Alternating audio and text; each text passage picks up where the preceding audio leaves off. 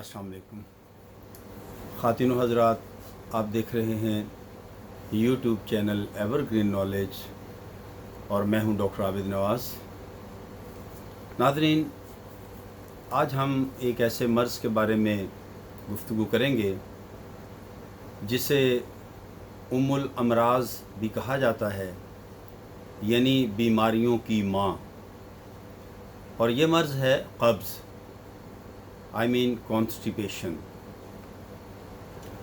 नाज़रीन, इस मर्ज़ में मक़द के अंदर गलाज़त या पाखाना जमा हो जाता है। मक़द यानी पाखाना खारिज करने की जगह। पेट में हल्का सा दर्द रहता है। मरीज़ को भूख कम लगती है और मरीज़ काहिल और सुस्त रहता है।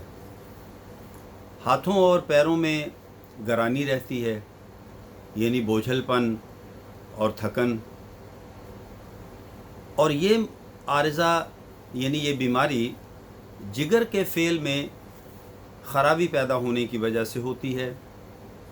इसके अलावा ग़ज़ा में बदपरहेज़ी, जिस्मानी वर्जिश ना करने और इजाबत को रोकने से ये मर्ज़ होता है, यानी पाखाना रोकने से।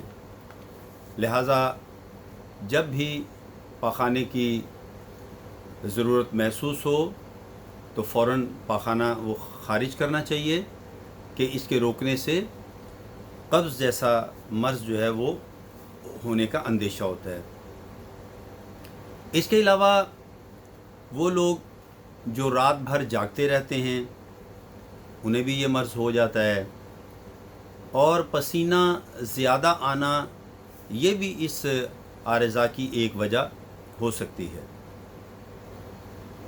इसके अलावा ख़वातीन में रहम और खसियत और रहम में नक़्स वाक़या हो जाने से भी ये मर्ज़ हो जाता है, यानी यूट्रस से रिलेटेड मसाइल जो हैं वो ख़वातीन में कब्ज़ का बायस बनते हैं। लिहाजा अगर इस तरह की किसी ख़ातून में कोई अलामत है तो पहले उस अलामत का इलाज किया जाए तो ये मर्ज़ ख़ुद ब खुद रफ़ा हो जाएगा। इसके अलावा नाज़रीन, खाना वक्त पर ना खाना, गुस्ल ना करना, ये भी इस मर्ज़ की वजह बनती है।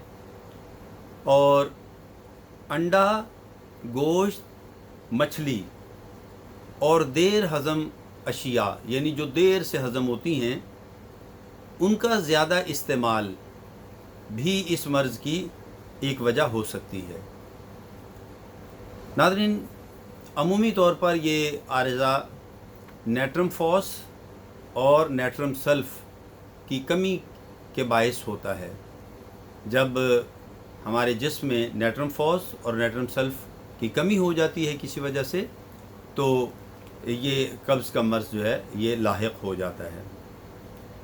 इसके अलावा जिगर का जूस या रस गाढ़ा हो जाता है और उसमें ख़राबी वाक़या हो जाती है, और इस ख़राबी की वजह से वो इसको पूरी तरह तक़सीम नहीं कर सकता, जिससे कब्ज़ हो जाती है। तो नाज़रीन, ये तो थी कब्ज़ की कब्ज़ की वजूहात और अलामात, आप इन्हें कह सकते हैं।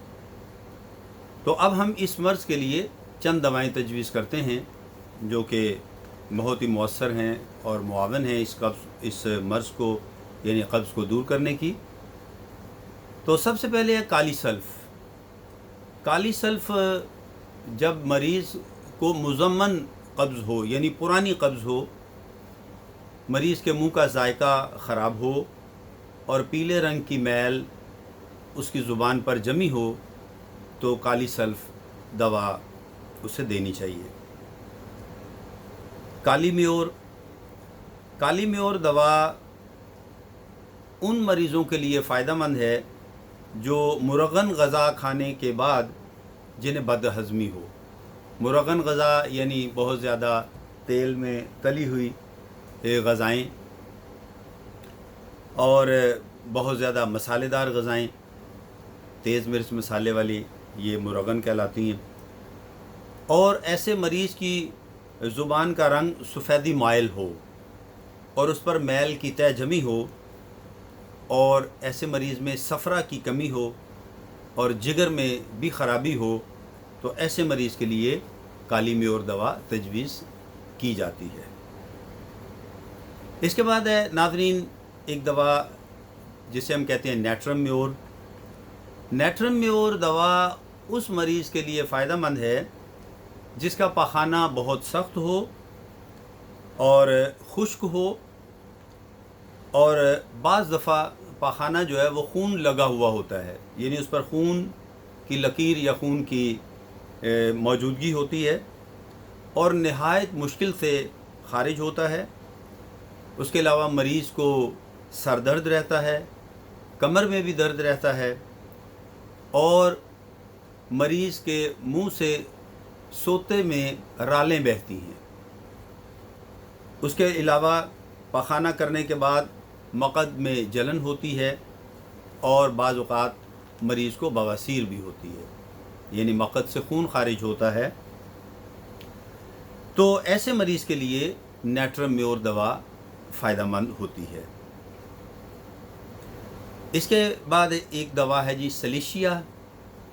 سلیشیا ایسے مریض کو دی جاتی ہے کہ جس کے مقعد میں پخانہ خارج کرنے کی ہمت ہی نہ ہو، یعنی بہت تکلیف محسوس ہو پخانہ کرتے وقت، اور خاص علامت یہ ہے کہ پخانہ خارج کرتے وقت اجابت کا کچھ حصہ باہر آنے کے بعد پھر اندر چلا جائے، یعنی پخانے کا کچھ حصہ خارج ہو لیکن تکلیف کے باعث مریض اسے خارج نہ کر سکے اور وہ پھر واپس چلا جائے۔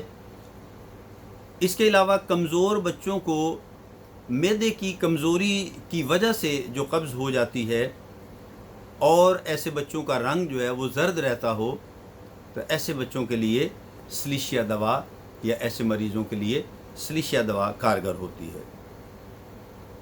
کلکیریا فلور، یہ ایک ایسی دوا ہے کہ جو شدید قبض کی صورت میں مریض کو دی جاتی ہے، اور عمومی طور پر ایسے مریض زور لگانے کے باوجود بھی اجابت خارج نہیں کر سکتے، یعنی پاخانہ خارج نہیں کر سکتے، تو ایسے مریضوں کے لیے کلکیریا فلور دوا جو ہے وہ مفید ہے۔ کلکیریا فوس، ایسے مریض جنہیں پخانہ سخت اور خون ملا ہوا آتا ہو، خصوصاً بوڑھے مریضوں میں، بڑی عمر کے مریضوں میں، اور اس کے علاوہ انہیں درد سر ہو، چکر آتے ہوں اور طبیعت گری گری رہتی ہو، یعنی بوجھل رہتی ہو، تو ایسے مریضوں کے لیے کلکیریا فوس استعمال کرنی چاہیے۔ نیٹرم فوس، نیٹرم فوس بھی مزمن قسم کی قبض کے مریضوں کو استعمال کروانی چاہیے، یعنی جنہیں بہت پرانا یہ مرض ہو، اور اس دوا کو نیٹرم سلف کے ساتھ باری باری دینے سے مریض کو بہت جلد آرام اور افاقہ ہو جاتا ہے۔ اس کے علاوہ ناظرین ایک دوا ہے ایبروما اگسٹا۔ ایبروما اگسٹا ایسے مریضوں کے لیے فائدہ مند ہے جنہیں قبض کے علاوہ ذیابیطس کا مرض بھی ہو، یعنی شوگر پیشنٹ ہو وہ مریض اور اسے قبض بھی رہتی ہو، تو اس کے لیے ایبروما اگسٹا میڈیسن یہ فائدہ مند ہے۔ اس کے علاوہ کسٹر آئل جو ہے، اس کا استعمال خاص الخاص جلاب کے طور پر فائدہ مند ہوتا ہے، یعنی اس سے پاخانہ بآسانی خارج ہوتا ہے۔ اور اس کے علاوہ ناظرین ایک دوا ہے ایزا ڈائریکٹا انڈیکا۔ ایزا ڈائریکٹا انڈیکا میڈیسن جو ہے یہ بھی مزمن قبض میں فائدہ مند ہے، پرانی قبض میں، اور اس کے ساتھ ایک علامت یہ ہے کہ مریض ملیریا کا بھی شکار رہے، ملیریا بخار، اور بلکہ پرانا ملیریا بخار ہو اسے اور اس کے ساتھ شکایت ہو قبض کی، تو اس کے لیے یہ ایزا ڈائریکٹا انڈیکا میڈیسن یہ بہت اچھی ہے. اور ایک اور دوا اینڈرسونیا میڈیسن جو ہے یہ بھی ملیریا کے مریضوں میں قبض جب پائی جائے تو ایسے مریضوں کے لیے اینڈرسونیا میڈیسن فائدہ مند ہے. اور ایک اور دوا بھی ہوتی ہے کروٹن ٹیگلیم جو ہے اس کا استعمال بھی قبض کے مریضوں کے لیے بہت ہی سود مند ہے. تو ناظرین یہ تو تھیں قبض جیسے مرض کی علامات اور اس کی چند دوائیں. تو اب ہم کچھ پرہیز یا ہدایات بھی اس کے لیے بیان کرنا چاہیں گے. تو ایسے مریض جو قبض کا شکار ہوں انہیں چاہیے کہ وہ تازہ پھل، سبزیاں اور چپاتی وغیرہ کا استعمال کریں اور صبح کے وقت کھانے کے دوران پانی روزانہ زیادہ مقدار میں پئیں. اس کے علاوہ اجابت وقت مقررہ پر روزانہ کرنی چاہیے.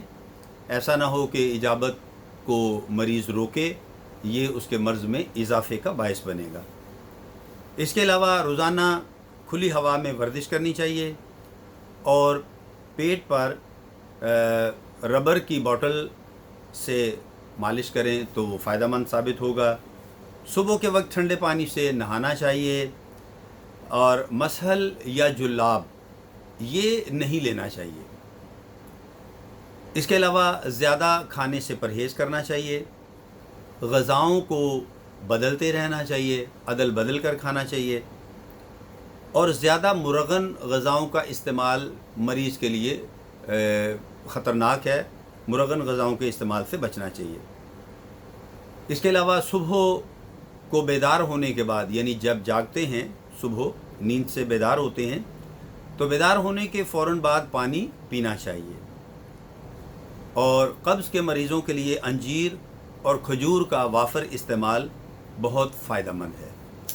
تو ناظرین یہ تھیں قبض کی علامات، اس کی ادویہ اور اس کے بارے میں چند ہدایات.